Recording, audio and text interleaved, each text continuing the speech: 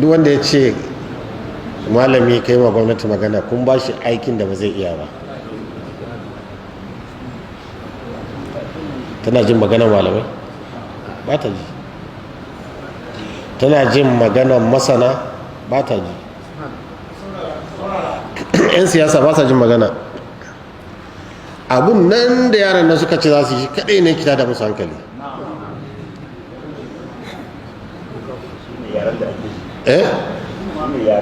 Shi ne yaren da suke ji, amma su yara abinda za a ce su yi shi da hankali. Na ji wasu malamai na tsoratarwa Sudan, Najeriya ba Sudan ba ce, Najeriya ba Lebanon ba ne, Najeriya ba Libya ba ce. Shan Sudan mutane ɗaya ne, 'yan uwa ke faɗa, kusan faɗa 'yan uwa bai da kyau ko? Libya 'yan uwa ke faɗa, faɗan 'yan uwa yana da kyau? Munan fa ƙabilu daban, yare daban, addinai daban, a cikin addini ɗayan ma kai misali izala an zauna lafiya? To yaushe za a yi, to wa zai yaƙi wani? Ba wanda zai yaƙi wani, ba wanda zai yaƙi wani. Insha Allah za a yi abin na ƙare lafiya, kuma gwamnati za ta fahimci yaran kuma ta gyara. Gyaran ake so, kuma in gyaran ya zo da wanda ya da wanda bai ba kowa zai samu mai zai amfani, kuma ba sauki. Magana ce ba a ji, masu ilimin economy sun yi magana ana ji, to balle malamai suna tazwif yani al'aqlu bid-din, sun ga amfani da addini.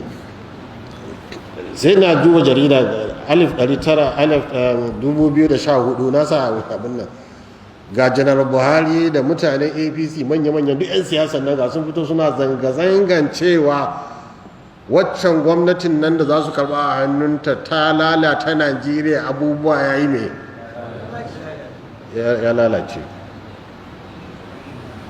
Shi yana gaba. Wayan nan malaman da suke mishi kamfen a lokacin zanga-zanga halal ce, amma yanzu da ta jiyo kuma ta zama mai, ta zama haramun.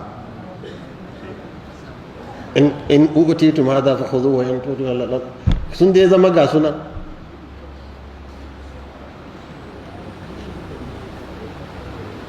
Can lokacin halal, amma yanzu ya zama haram. ba faɗakar da gwamnati ake faɗakar da ita, amma me wurin faɗakarwa ku irin tasu.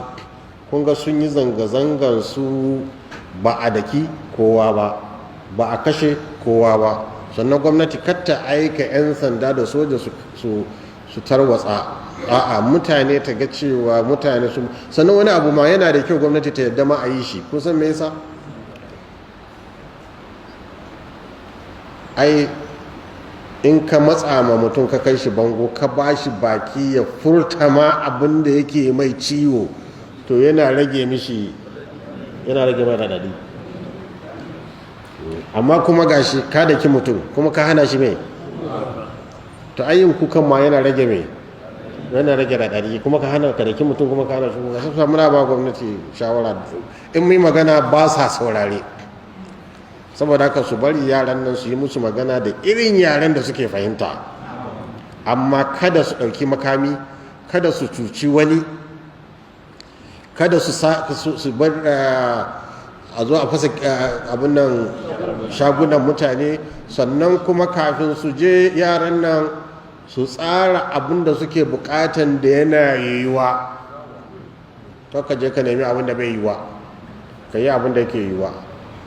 Na maganan mai ne, na maganan tattali, na maganan boda ne, na maganan abubuwa ne wanda yake ma'ana na economy. Kuma su yi kokari kar su saka siyasa a ciki ko kaɗan. Ba ruwanku da siyasan mutane, kar ku saka siyasa, kar ku saka kuma bambance-bambancen addini a ciki, ko ku sa bambance-bambance a 'yan kudu ne da 'yan arewa, kar ku bai da shi. Ana so ne a gyara ƙasar nan. Kuma zan iya ba da bushara, gaskiya ni abin da na hango shi shugaban ƙasan inda ya fahimci abu to yana da ƙudurin ya canja, ba irin yana ɗauka mataki. To mataki muke so ya ɗauka, shi yasa muka ce muku ya halatta ku yi, kuma ku yi ta amma da tsanaki, kada wani a saulantar da shi a ji mishi ciwo, sannan kada wani ya yadda kuma ya shiga haɗari a kashe shi ko wani ya ji mishi ciwo. Ku yi shi cikin lafiya. Sannan su da kuke cewa a ko da malami daga kan, ku kyale malaman nan, ku bar shi, dama haushi yake akan mambarin, inda wa'azi yake yi da ya isar da shi, kowa ya gane su sun ƙara